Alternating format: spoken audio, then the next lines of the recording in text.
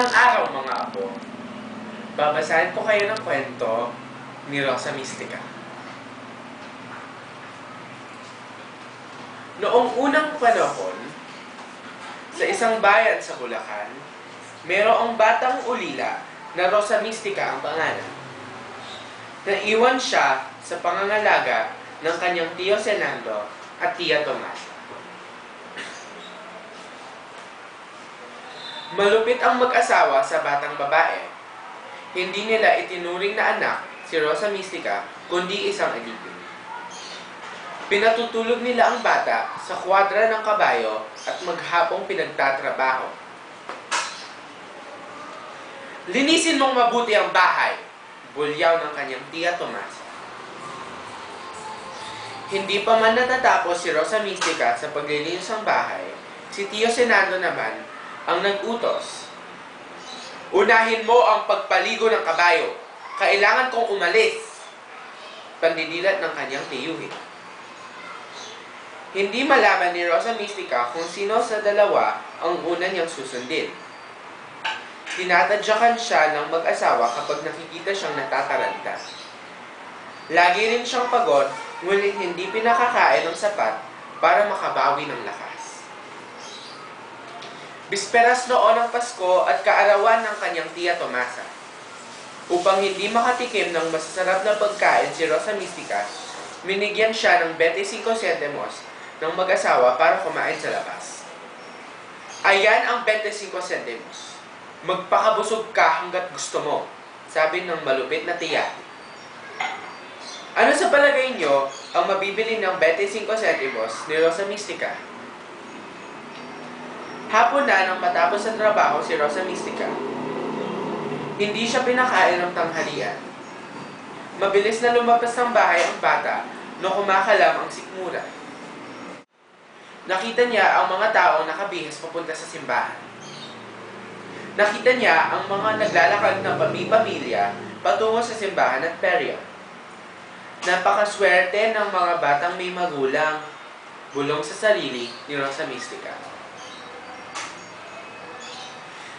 Sumabay siya sa hugas ng mga taong naglalakad patungo sa simbahan.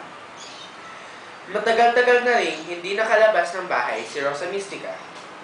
Natatandaan pa niya nang huli siyang magpunta ni Tia Tomasa sa bayan. Pinagbuhat siya nito ng mabibigat na regalo para kay Padre Leo. Pumasok muna ng simbahan ang bata sa katumbungan sa kalapit na perya upang maglibang at kumain. Kinapa niya sa bulsa ang 25 centimos. Narinig niya ang pag-ungol ng kanyang sikmura. Nahalina siya sa maraming palaro at laruan sa perya. Ngunit nang makita niya ang maliliit na manika, ay hindi niya maalis ang tingin dito. "Gusto ko ng manikang mayayakap sa pagtulog," sabi ni Rosa Mistica sa sarili. Nagtatalo sa isip niya kung pagkain o laruan ang pipiliin nang makita niya ang mag-inang pulubi sa tabi ng tindahan.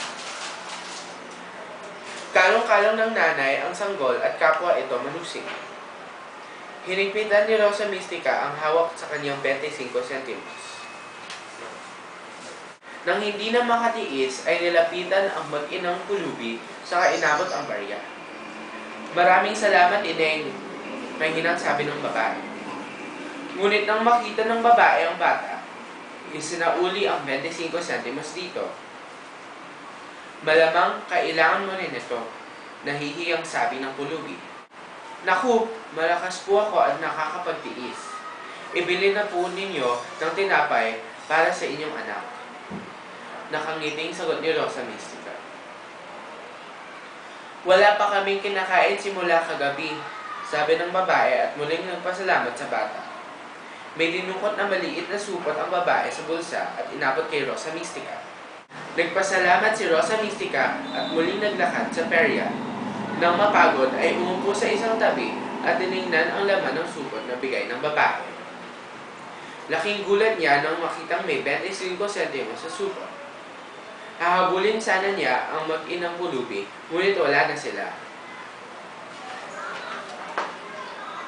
Dumukot siya sa supot. Gulat na gulat siya dahil puno na ngayon ito ng barya. Mahiwaga ang mag-inang pulubi, sabi ni Rosa Mystica sa sarili. Namigay siya sa mga pulubi ng baryang pambili ng nakabubusog na Noche Buena. Magkakasalo silang kumain. Pumasok si Rosa Mystica sa loob ng simbahan matapos kumain. Nakatingin siya sa altar. Napansin niyang parang nakangiti sa kanya ang mahal na Birhen kalong ang sanggol na si Jesus.